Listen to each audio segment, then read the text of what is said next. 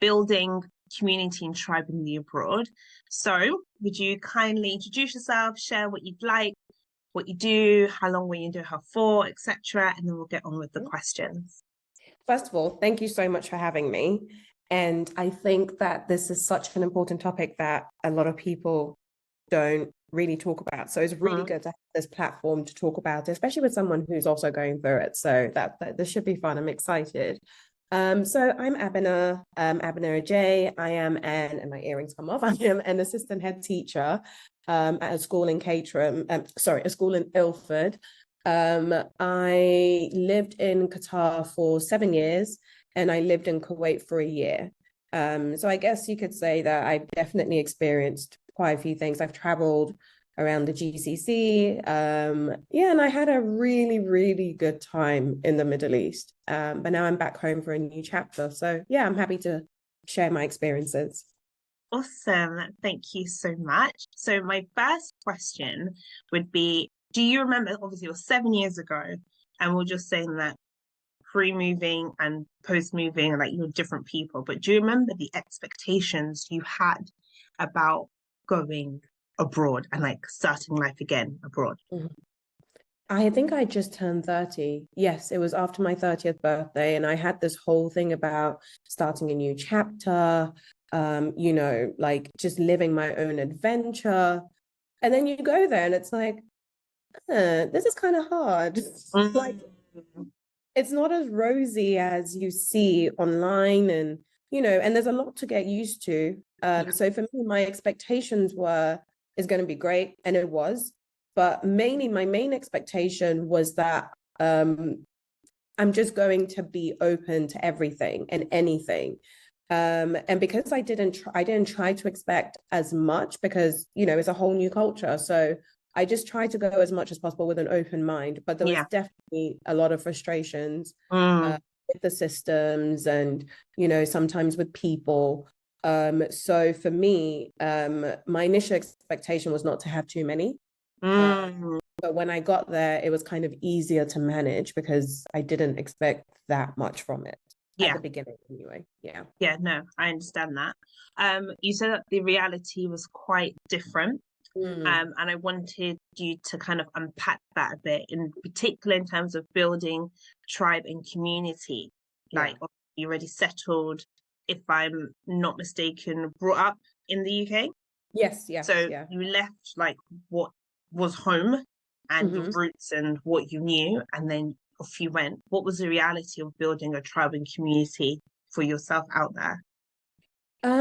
It was difficult.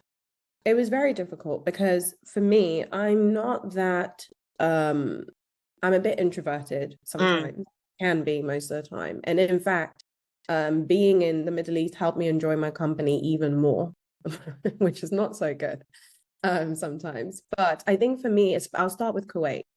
I was only in Kuwait for a year because I struggled to build a community. Going into Kuwait, especially as a Black woman, it felt like there were different camps. American group, and then you had the British, and then you had all these other different groups. And it took me quite some time to settle because I think sometimes you go with the expectation of finding friends that are similar to your friends back home. But you also have to understand that actually you're all on a journey and you're not going to find the same people, and you have to be open to new friendships. Because those new friendships open up a different side to you. And then I remember I was meeting people much older than me, people that were younger than me, and it was kind of hard to find that balance. I'm not even going to pretend. It was difficult. In Kuwait, there wasn't much to do either. So it was kind of like you're just eating most of the time. And, back at home, you can go to a museum, you can go to a random pop-up, you can do so much. That wasn't quite the reality for me. I was very fortunate to know one person before I went, Jessica, who really helped me, showed me like where to get my hair done, where to get nails done, like took me out. She really took me under her wing. But then when I started to speak to people who had moved by themselves, you could see that like finding that community really was a struggle for them. And to be fair, some of the friends that I made in Kuwait are still my friends today. but it took some time for me to understand that I am not going to have the same friends Yeah. as I do back home. So yeah, that part was tricky. That's a really good point. And I think I learned that from the Teach Talk podcast. A woman called Rianne leads that. And I think when I moved out, that's what she said. Like, you're gonna make friends, but they're not gonna be like your friends from home. So don't have that kind of mindset that they're gonna fit the box over there.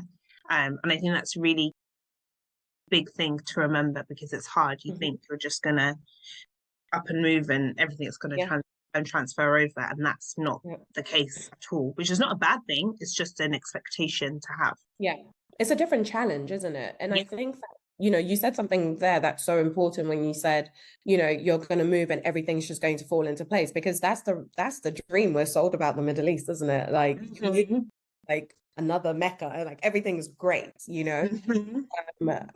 but the reality is not, it has everything's got its pros and cons. It's not always as simple. So yeah, the friends bit was challenging in Kuwait. Doha was different, but Kuwait was definitely challenging. Yeah, I would say. And then transitioning, moving to Doha, and I wanted to ask, like, for me, I found I'm currently in my third year in Dubai. But what I found, less so now, but in the first definitely like year and a half, I was definitely like 1 foot in London, 1 foot in Dubai. And you moved pre-COVID.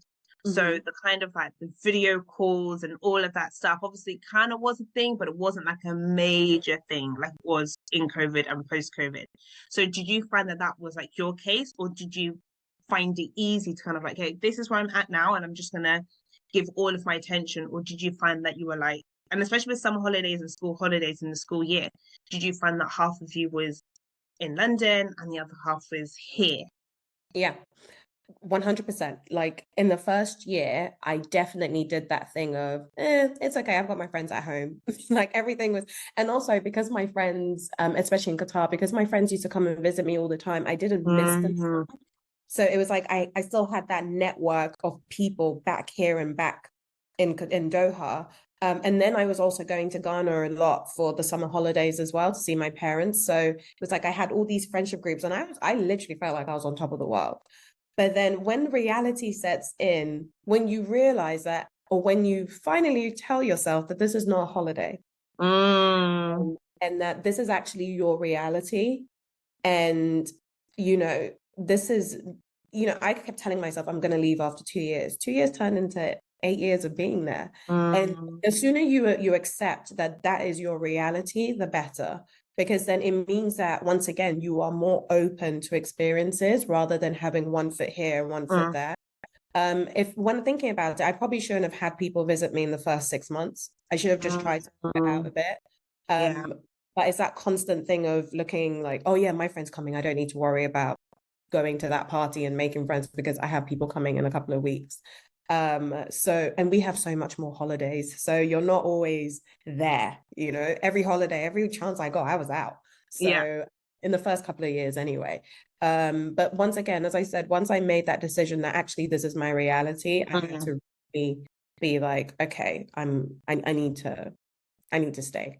Yeah, no, I get that makes sense. I think I'm that way kind of my first 2 years. My gosh, every holiday, like maybe the short midterms, I was in Dubai, but the long breaks, I was just out all of the time. I think it was only 2022 to 2023, that academic year, where I was kind of like, I'm gonna go in for Christmas and then I'm not going home until July. Like, you will not see me. Like, I met my family in Morocco earlier on in the year. I was like, I'm not doing this every major holiday. I'm back home because what am I doing? Like, I need to explore the city I'm living in. I need to invest in the friendships I say I want to make, and like, as much as having friends at home is great, like, you need people that know what you're going through in your day to day in the city that you're living in the time zone that you're living in. And I think there is a moment where your mind just like, oh gosh, like, I need to make roots like where I am at, and be intentional with that, with the people that you were with. How did you find then making friendships as a grown ass woman? Ooh. Making friendships. Right. So, as I said, I am a bit introverted. I'm friendly, Mm, a bit boundaried at times. mm, Can be very, these are my friends and that's it. I wasn't, being there has made me realize what I'm like in terms of friendships. I feel that initially, especially in Doha, I met this lady, Kim, a really good friend of mine. She was great in terms of helping me settle. But in terms of finding my own community, that took some time. That took at least 3 years. Because, people come and go. yeah, It's transitional, isn't it? yeah, Like it's transient rather. People come and go. And you develop like a really strong bond with people and then they leave. And then it's kind of like it's heartbreak. It's like friendship heartbreak is real. They leave and then you have to start all over again. And so for me, in terms of finding friends, going back to the original question, in terms of finding friends, some of the things I did was I tried to avoid making friends at work. I know it sounds silly, but making friends at work was not a thing that I really wanted to do because I find that in the Middle East in general, people spend too much time together because they're working and living in the same space and then hanging out together. And when I observed that in the first couple of weeks, I just thought, if I was back home, I wouldn't be doing this. And therefore, I have to find a separate, yeah, like, I have to separate the two.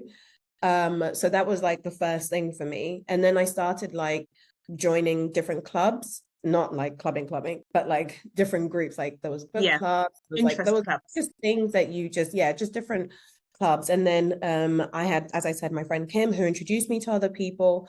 And then it becomes that thing as well. I don't know about you, but I also then wanted Ghanaian friends as well because I was like, okay, I have my British friends and that's great, and I have the Americans, but sometimes I want to eat food from Ghana and I want Yes. to like speak tree and I want to, so I became quite intentional about finding a decent group of friends that I felt were on the same page wavelength as me. Um, so yeah, I feel that it wasn't in Doha, it wasn't as difficult. Mm, What was difficult was whenever they left, because that's the bit that the first time that happened, I was like, wow, this is heartbreaking. Like, this is yeah, a lot. Because I don't know about you, but I saw my friends far, like, way too much, like, in comparison to home. I saw them mm, sometimes every day after work, because what else are you doing? yeah, I mean, yeah. you I think finished your yeah, work, yeah. that's so good. I think with Dubai, maybe that's where the work-life balance is a bit different because Mm. it is a lot. It's like Yeah, I it hear is you. a lot. Like that, Yeah. it's so draining, and it's interesting, like what you said about like friends with work, and like I, I think because I noticed that the group that came in the year that I came in, they like formed really tight bonds, and Yeah. because I was very much like no, like at the time I was seeing someone, I was like, oh no. That person's in London. My friend's in Hmm. London. No, I can't because I need to FaceTime. No, I've got a Zoom date. Da, da, da, da, Hmm. da. And I very like I kind of like looked up and realized that at work and they'd all had these like kind of cute little cliques and groups. And whilst I was like friendly, like I wasn't friends with. Yeah. And that was okay because I was building other friendships like outside like interests in terms of like church and like culturally and stuff, things that I liked. But it was a case of, oh, like I do not want to be at work and like not talk to anyone. Like, so Yeah. that was like a real kick up the bum. But then I liked what you said about the boundaries because obviously work is the time that you spend the most in the week, the place that you spend the most in the week, and then you spend it with those people, and then socially you end up talking about work with those people, and then it's like you spent the whole week just surrounded with work. Yeah. And I just thought it was and I didn't do it intentionally like you did, but it makes sense, and I'm pleased with the balance that I do have, Hmm. because there is obviously more to life than work, and I'm actually grateful that uh those that I am friendly with at work, like will like there's like a group and like we play netball, so it's actually just like sport and keeping fit. So it's with people at work, but it's like we all need to zen, we all need to Yeah. like do something, and we can Hmm. just do that. It's convenient, it's Hmm. great, it makes the work life. Hmm. Yeah. But in terms of like offloading and everything else, like I have like my work mum in terms of my department, but in terms of like day-to-day life and stuff, they have been outside, which is very much like it is at home, because I could count the close friends I had at work when I was in the UK. So it would then be very strange that all of my close friends would then be from work as well. So yes, you mentioned about people leaving. It's so transient. People come and go, situations change. It's for some people, it's not for some people. Life situations change and they have to go. What would you say has been the key things you learned about yourself, and how have you taken those revelations into the person that you are now, and how you form relationships and just even interact, engage with people going forward? I think because initially I formed such a close bond with some of my friends who left, after that, it made me question how I form friendships. And not in a negative way, but in a way that made me think. One of my friends said this to me. She was like, you need to let people earn your friendship. Because when people move to Doha or to a new place, you want them to be happy and you want them to be comfortable and you want them to, you want to do things that will help them settle in the same way people helped you settle. And I always had this thing about paying it forward. But after my initial, like when some of my friends left, I started to think to myself that actually I can be nice and I can be friendly and I can be supportive, but once again, with boundaries. Because then that way I'm not letting in everybody. Because it got to a point where in Doha, I wouldn't say that I'm very well known, far from. There was a period of time where I think me and my friends were out all the time. And so people saw us and knew us. But then over time, I actually thought, no, I actually want the same meaningful friendships that I had back home and with the friendship groups that left. So it made me so intentional about just having a handful of people as opposed to lots, like I would do at home. So I met my business partner now, Joanne. I made friends with Dottie, Emma. Like there were just an incredible group of people that are still very, very close to me today. Even though I live in the UK, we're still very intentional about keeping in touch. And I think what it made me learn about myself is once again, the boundaries, because I say this about the boundaries. And the reason why I keep saying that is because if we put the work aside, you're still spending a lot of time with people that frankly, you're just getting to know. Yeah. To be honest. And so you have to be you still have to think about how much you're willing to share, how much and also the community is very small. Everybody knows everyone. Small. Everyone's dated someone at some point. Well, not always, but at some point. It's literally like, I'm sorry to interject, but I remember watching Made in Chelsea. And I'm like, is there not another guy that you can date? Like, must it be Louise's ex-boyfriend? Like, I don't understand. But then moving to Dubai, I was like, I get it. Yeah, I get it. 100%. Yeah. Everyone, you may have heard of people but never seen them, and eventually you're going to see them within the year, and things move so quickly because once again the work-life balance is different. You have more time to spend on yourself, on like social gatherings, etc. So yeah, if at one point it became a thing of I know too much about XYZ, or I'm seeing the same people. And so so it made me a bit more resilient in terms of independent, in terms of wanting to spend some more intentional time by myself. But it also made me open to having mini groups of friends that I can then kind of, and be more intentional in the sense of having the same kind of friendships back home where it's like we're setting goals, where we're talking about our careers, we're talking about whatever family issues we may have, things like that. Like it made me want deeper friendships after a period of time. Like that was something I genuinely craved, and thankfully, God willing, I was blessed with incredible people that I am very, very fortunate to call my friends today. So yeah, definitely resilient, independent, and learning my boundaries. Definitely learning my boundaries. So good. Yeah. No, praise God. Yeah. Like people asked me, I was in church today and they were literally like, so what's it like in Dubai? And I was like, being in Dubai now, it's like going to university, but as an adult. You are meeting people, different stages of life. You don't know where they were before you met them. Yeah. There are going to be people, I love what you said, that you're going to meet the people that you've heard about.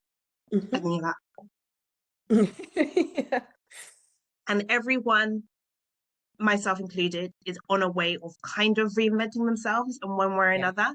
It's an Yeah. opportunity to present yourself as you want to be presented.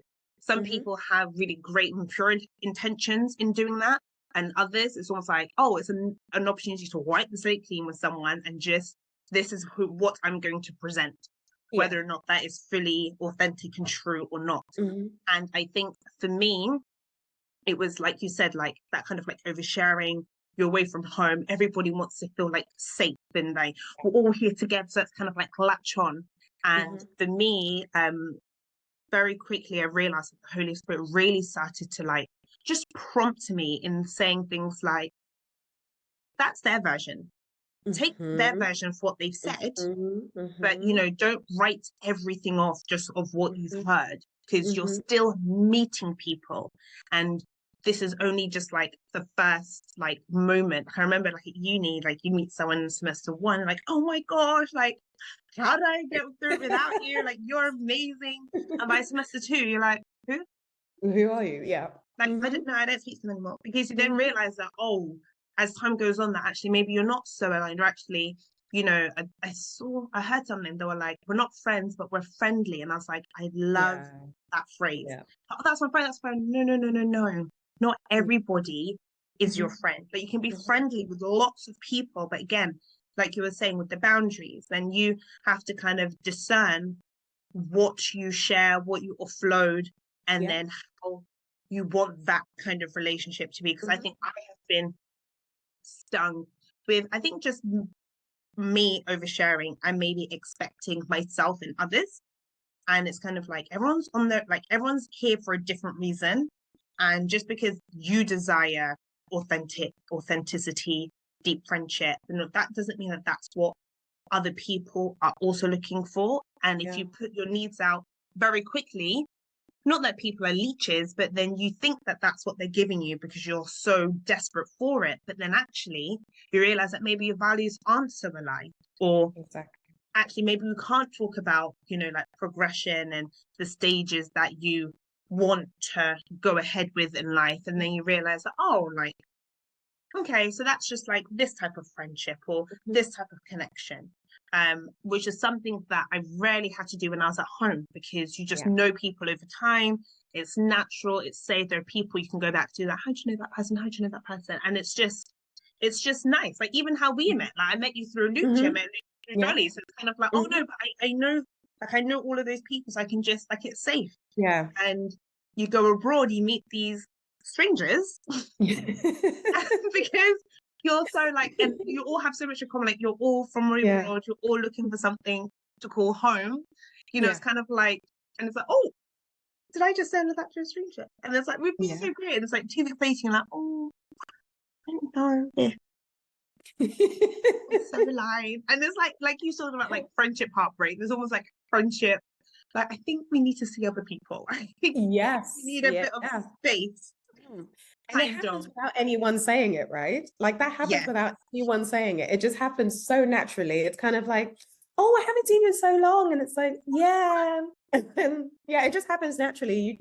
Everyone just kind of drifts and everyone just does their own thing eventually. There's a couple of things that you said that I also wanted to unpick. When you were talking about authenticity and inventing themselves, and I think that's huge. Understanding that everybody's on a very different journey, and there might be similarities, but your expectations and your hopes for yourself will differ from person to person. Some people really are there for the money. Some people are for the adventure. Some people are there for whatever it may be. And none of those reasons are wrong. There's nothing wrong with them. But I think you have to learn to accept people as they are when you see them. And I think that's one thing that I struggled with sometimes, where it was like, oh no, but maybe, you know, they want more, or maybe this, that, and the other. And it's like, no, just accept people as you meet them and as you see them, receive them as they are. If you want them in your life, just receive them as they are.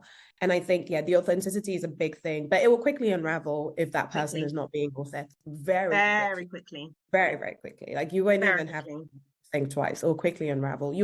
Look, like, I just feel like it just gives, for me, I've definitely matured a lot more because my friends back home provide a safety net, don't they? Like, Yeah. and you go into the space, and especially for me, I was living with my family, so I was safe. I had all these like shelters, then you move and it's like the ground that you were on that was stable is now shaky, and you have to build a home, and there'll be some bricks that just don't fit, and that's okay. You just have to keep it moving, and but I think the communities is finding the authentic version of yourself as well, because I think sometimes people go and then they reinvent themselves, but they reinvent themselves forgetting who they really are.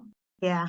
Because you're trying to fit into a mold or or an idea that you think people have, or expectations you think people have of you. And especially because people's lifestyles change. Like, I don't know about you, but having a beachfront apartment, having like 20 like concierge luxury, it can impact you in a different way. It can change people's personalities. So I think as much as you have to watch and look out for authentic people, you have to remember you as well. And you have to also have people around you who will tell you when you're being a bit of an idiot. Both here. Yeah, for sure. So sorry, both at home and in the Middle East, or wherever you choose to be. Wherever So it's important that you definitely have that base, and also get therapy if you need it, because I think sometimes there's a lot of things that happen that you kind of need someone to help you shift through what's not, and you need that person to be neutral to your friends at home and your friends over there.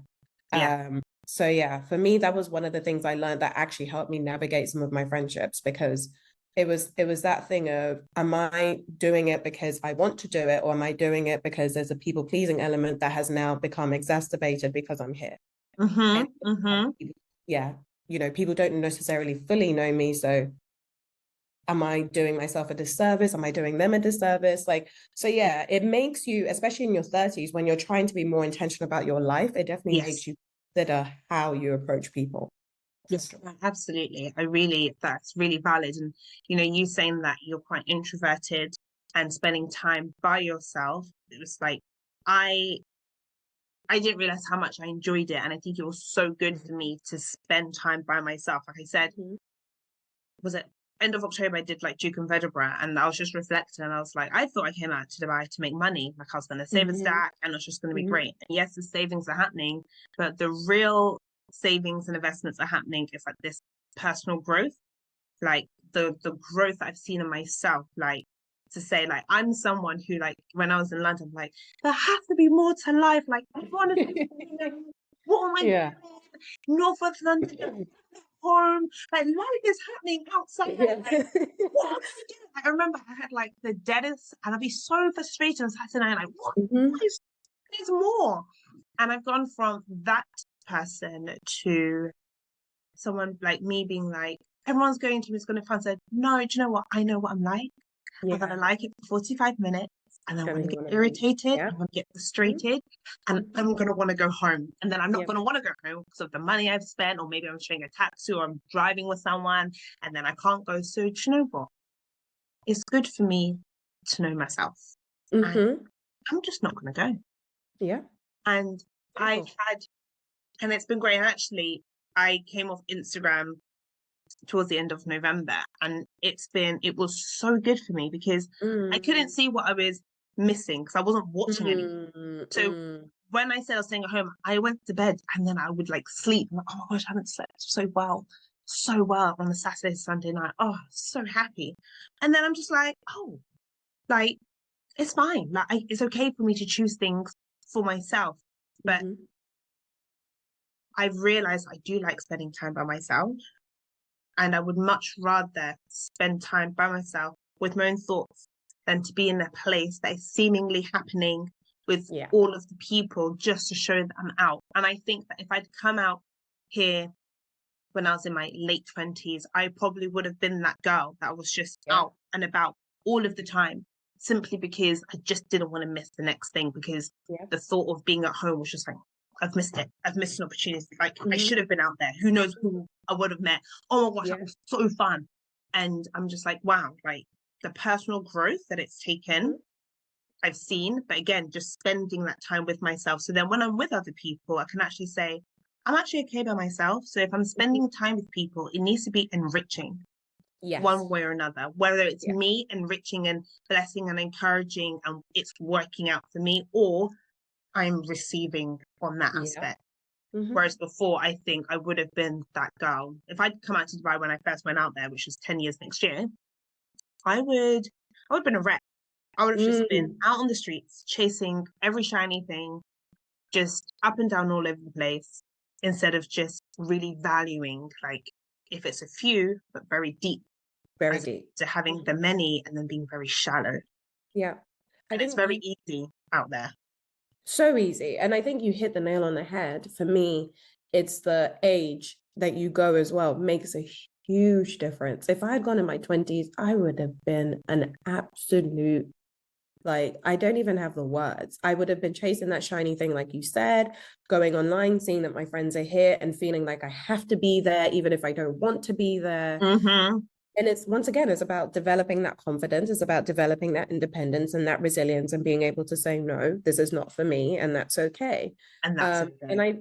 it's okay. And so I wanted to ask then, how has the transition been coming back? So you spoke a lot about like kind of like friendship heartbreak, and now you are the one who has. Mm. How has that been for you? I never really saw it like that, how I left. Yeah, wow. I think one of the things that I would say is, and one of the best pieces of advice I was given when I moved is that you need to try to maintain your friendships at home. Mm, And you need to be intentional with it because life gets busy on all parts, and your friends, as much as they understand you and they care for you, and they have all these expectations of you. So sorry. no, not at all. It's fine. So as much as, like, you would expect them to be there, you also need to make the time to be there for them. Mm, I think one of the things that I found a bit overwhelming when I first moved and came back was that you have to see so many people. You have to see so many people, and by the time you leave, you're probably a bit more stressed out than when you got here, because you don't want to offend anyone, you don't want to leave people out, and also you genuinely want to see them. yeah. But then over time, over the 8 years, some of my friendships have not been maintained in the same way that I have to see them, in the sense that we speak all the time and it is what it is. Like, if Yeah. I'm able to see them, great, and that's okay. And those friendships have, those are the ones that I feel have lasted as well, because they understand Mm, I have family obligations and everything else. And so having that same group of friends and coming back to that same group, you still have to be intentional, because now one thing that I guess the one thing that's not always apparently obvious is that everyone else moves on. Their lives move on without you. yeah. And they do a lot of things without you. Yeah. In your absence, they may have formed new friendships. Once again, you need to kind of slot yourself back in. And sometimes that is tricky. Yeah. Sometimes it's not as simple. Yes, you may have the same friendships, etc., but then you're adjusting to being here, Mm-hmm. which in itself is, and then you're adjusting to being here. Then if your family's here, you're adjusting to being a full-time family member, Yeah. not part-time. You actually have to now host things and do things and all that stuff. Like, you're a full-time member now. You're not in and out. You're not the rich aunt that comes in and out. You have to be here. And then career-wise, you're readjusting to that as well, because there's a different work-life balance. Mm-hmm. So, I would say that my friends here have been very gracious. Mm, They've been very gracious with their time. They've been very patient with me, more than sometimes I feel I deserve, because readjusting is hard. After 8 years, it's hard. It's not that simple. Yeah. And then obviously starting a new job as well, you have to, yeah, there's lots of plates that you're juggling at once. Mm. You have to find friends who also understand that you are in a transition process, and to be frank, you are rebuilding your community again, because you've been dipping in and out, and as much as it's been great seeing everybody whenever you come for the holidays, now you actively have to be part of their lives in a different way. So Yeah. you really have to be very, very present. Yeah. No, that's a really, yeah, I like that. And I think I was just telling my sister, like, I always tell her that every time I come back, like, I find it, I mean, like you say, you always toy with the idea of coming back, right? Like, people always say to me, so you're going to die for the long term. I'm like, no. Yeah, see how it See goes. how it goes. I'm very open, doing whatever, wherever. Now that I've moved, like, I'm not a tree. Now I know, now for real, I know I'm not a tree. So I can move anywhere. So You can move. I can come back. Like, I cannot come back. I don't know.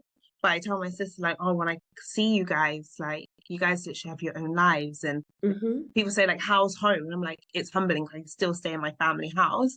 And, like, one, I don't have a car. I'm on, like, I have access to a car, but it's not my car. So that's, like, really humbling. And even though I'm, like, the firstborn, whereas before maybe I left, I'm like, my way or the highway. And now it's like, bro, it's not your car. So if you can't use it, you can't use it. And you have to respect that. Or I'll see that she has like plans, or even just like maybe in the spaces where where we shared those spaces. Like she's very much at the forefront, obviously, because she's occupied those spaces now by herself. So when I'm back, I'm sometimes like trailing behind, or I don't want to be like, I put you here, even though I'm like, because what I can see is that everyone's moved on, and rightly so. Like sometimes there's this weird thing that you kind of think, yeah, like, you know, I'm in the abroad and like everything is so different. And then you also realize that, but also things are changing at home. Systems are changing. Like your family are not coping, but they're living their life in just a very different way that they've got now their own routine outside of you. And so that's quite humbling. And so, yeah, I quite say like home is humbling, because I realize like even now, I was staying in my sister's room, but she's come back tomorrow morning. So I have to move into my other sister's bigger room so that she can have her room back. And I need to have her room back as she left it for me, which is something that's like, oh my gosh, I just don't have space. I don't have the space it's mine. Because and I have to respect that those spaces are no longer mine. Like they're theirs and I'm visiting. So I need to respect those spaces. And similarly with friendships as well, like as you're busy and like, oh, whatever, so are your other friends. And so, and I think, especially when things change, so like when I moved out there, I was in a relationship, I came back and I wasn't in a relationship. And I think for a while, I was kind of like, there's only few people I want to see because I don't want people asking me all of the same questions all of the time. But then you realize that I had to realize that in as much as I thought that I was going through something, like my friends are also going through things and they may need my presence there. And it's not just about people wanting to see because they want to ask you about what's going on in your life. Lo and behold, they may want to tell you things that are going on in their lives. Yeah, 100%. And it's not about you in that way. It's not. And I think that's one of the dangers that I have seen in myself, spending so much time by myself, having a lot of your thoughts in your own head. Often it's so easy to be self-centered in a really you don't in an unintentional way, like you don't mean it, but you think if they're upset, oh my gosh, it has to be something like to do with me, but or maybe they've got other stuff in their lives that's really impacted them, and that's how affected then how they've related to you, but actually may not have anything to do with you. And like you said, I think people have been really gracious to me over the last like year and so, but like over the weekend I was really able just to spend time with like my friends and their children, and I was like, I felt so honored that that their children like still remembered my name and they were so like loving towards me. And I think that one of the things that would make me so sad is that if I left and I came back and it's like these little kids that I've like seen grow up and they're like, who is she again? Like, what's that auntie called? Like, I love that they know my name, and it made me like, okay, like this is so nice. And you have to be intentional Yeah. about keeping that space in their life, which is only something like triggered by what you've said. But I was thinking about it yesterday, like it's a blessing that these kids still know you, and that there's a space for you here. So you have to be intentional about that. Yeah. And then as much as you're out. So now you obviously now rebuilding that community and rebuilding your place as like a permanent member and stuff. Has there been any moments where you felt a bit like out of your depth or Oh, all the time. All the time. All the time. Like every day. Like all the time. But sorry, before we even go into that, I'm just going back into when you talked about your family and, you know, with your sisters, and I've definitely found that with my siblings, because it's beyond humbling when you have this whole space to yourself and you have, as I said, access to everything. And then all of a sudden you come home and like your mom's like, oh, you need to do XYZ. And you're like, okay, we can do that. Or, you know, your sisters now, like in my case, my sister then had to take on the role of being the older one because I wasn't here. yeah. And it's like, right, okay. What do you mean? How do we do that? Oh, how do we do that? Yeah. But you have to let it be, because guess what? That's the ecosystem that you left. And now the ecosystem's changed. And, you know, my cousins now relate to each other in a different way. And they relate to my siblings in a different way. And your aunties are calling you, but not as often because they know that you're busy. Kind of everyone's just like, oh, she's in the abroad, right? So you're just kind of doing your own thing. And it's kind of like you're the wild card. You decided to go.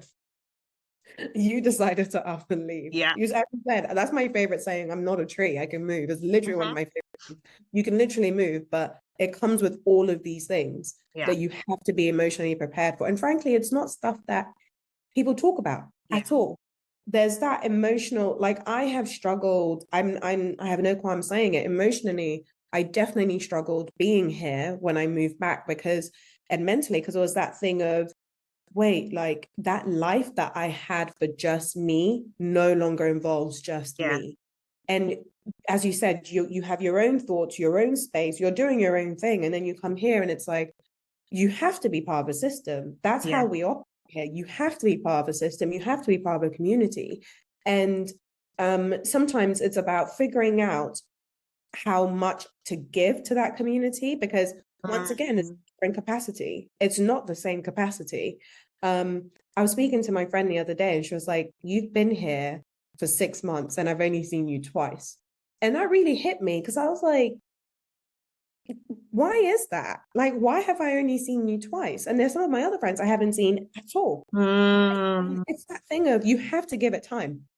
You have to give it time, because I think I definitely wanted to rush the process and settle in and just be good. But actually, I have to be kind to myself and I have to give myself time. You move into a new place as well, needs furnishing. Like, this country is not as easy, because when you're in Dubai, you can call someone and they'll furnish your house. It's so convenient. Like the convenience is done. second to none. It's next level. I remember the first time I walked into my flat, and I probably shouldn't say this. I walked into my flat and I cried because I was like, it's so small. Like, what is this about? And then yeah, and I felt so spoiled, like, oh my God. But it was that thing of, really, is this what you're stressed about? But it just made me realize that I had actually built a life for myself elsewhere. And it's not about the material things here, it's just about, or the material things there, it's just about starting again. At any age is scary, it's daunting. And sometimes you might be juggling a lot of plates at once. And, you know, I think it's about recognizing that you're juggling a lot of plates and you need to talk to your friends. Like, if there's an issue, like I call my brother and my sister and I'm like, hey, this and this and this has happened. Or I call my friends like Oluchi and I'm like, this has happened. Or my friend Joanne, who also moved with me, and we both have a mutual understanding of where we are. So it's that thing of just communicate, be open. You have to, the same way you were open to receiving when you first moved, in order to settle, you have to go through that process again when you come back. And frankly, you need to humble yourself. It's never going to be the same. You just need to humble yourself. that's a really valid point. And as someone who's always toying with maybe next year will be the year and stuff, like I've never thought about the fact that in the same way that you needed to give yourself time and grace to build over there, I guess because it's home here, and you're like, yeah, I know everything, but things have changed. You need to give yourself that same time and grace to adapt back at home as well. And yeah, and I think as humans, we have the beautiful skill of romanticizing the opposite or the other side. So it's like maybe when you're in Doha, it's like, oh my gosh, I was just back home then. I remember when it's going to be like this and this and this. And now that you're back, it's like, oh gosh, in Doha.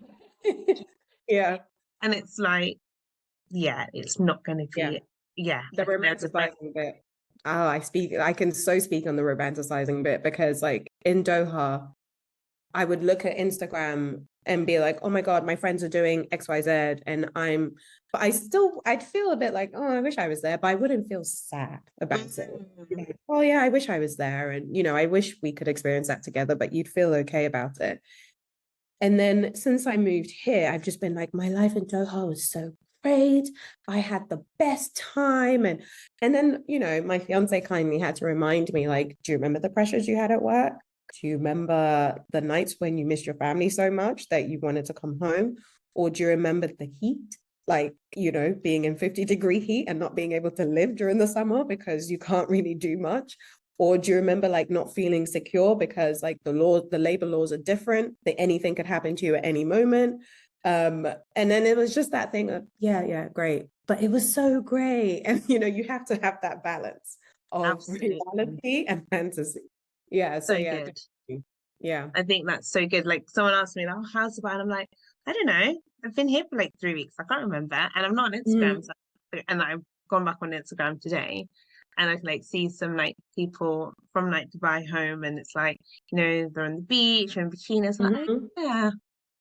Oh, I guess see. So I'm kind of like, thought like the memories like beginning to thaw. I was like, I don't know, yeah, I'm just here.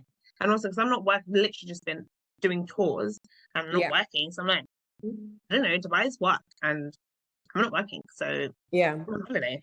So yeah, you're on holiday. You're basically on holiday and everyone else is living a normal life. Like, this is it. Like someone said, literally, it's like, oh, I'm finally off on Wednesday. And I was like, oh, are you traveling? She's like, no, for Christmas. I was like, what? Yeah, that's that. Christmas? Christmas is after that, before that. Like, you miss Christmas if you're just off on the 27th. But it's like those things and stuff. So that's a really valid point. Abena, thank you. I have one last question. Of course, please. My question is, what would be your top 3 tips in terms of going to the, we spoke about some of it, but going and also even coming back, because then maybe you'll be leaving, or maybe that's what they think they're ready to come home. Okay, I'll give 3 for each. Yeah, I'll do 3. So my first tip, especially if you're a teacher, read all the reviews. Sis. Of the schools, right? Yep, read them. Pay the money and read every single review of your school before you get there. And even if it's not your school, go on, is it Glassdoor or whatever it may be, and read every single thing. Go on LinkedIn, stalk those people, find out as much as you can, because what I tend to find is that once again, what your job description might be or what your school environment might be may not actually be that reality. So yeah, that is one of like, if no one's heard anything, that's the only thing, and that's the only thing you can take away, fine. And just do your research. Basically. And to jump on that, like the work-life balance at home as opposed to in the Middle East is not the same. So whereas like you can have like maybe a stressful time at work at home, so, whatever, that's that. Because you've moved over because of work, it takes up so much of like of your time, your headspace. Emotionally. So if you do it lackluster and it's not like, it can have the impact it has is so greater compared to so much more greater than when you are at home and you can just like switch off, whatever, like school is whatever. But it's like when here, it's like school is your accommodation, school is your your Yeah. visa, school is, the reason why you Mhm. came over. And if that's not working out because you've made like a Mhm. rash decision, it can have such a great impact. And similarly, it can be great once you've found your groove in the right school as well, because Yeah. then everything else can just fall into place. Fall into place 100%. I think, yeah, the schools really either make or break you. Mm-hmm. My school definitely broke me at times and made me at Mm. like it definitely was not smooth sailing, and the laws are different. We already know that, but the reality is like, no, it's different. This is, Yeah. I don't know where to go if something goes wrong. There's no And there's no trade union, yeah, so there's no like unions. your What do you rights are do? Yeah. there. So, and also, I don't know about you, but I've definitely learned how to play at the time anyway, it brought out a different side to me in terms of like, as a professional, not necessarily Mm. as a professional, it brought out a side to me that I didn't even know existed. A Mm. more perhaps aggressive side in the sense of like really going after what I want. Yeah. Because yes, there's recognizing talents and stuff, but at the same time, sometimes there's an element of who you know sometimes. Yeah, that's a big thing. Yeah, and that's yeah. But anyway, so the first thing is do your research for me. The second thing that I would say for those going is that if you can go and scope it before you sign on the dotted line. I was definitely bitten in Kuwait. I was showed pictures of this accommodation that was supposed to be amazing, and I get there and I'm not even going to try and relive that trauma.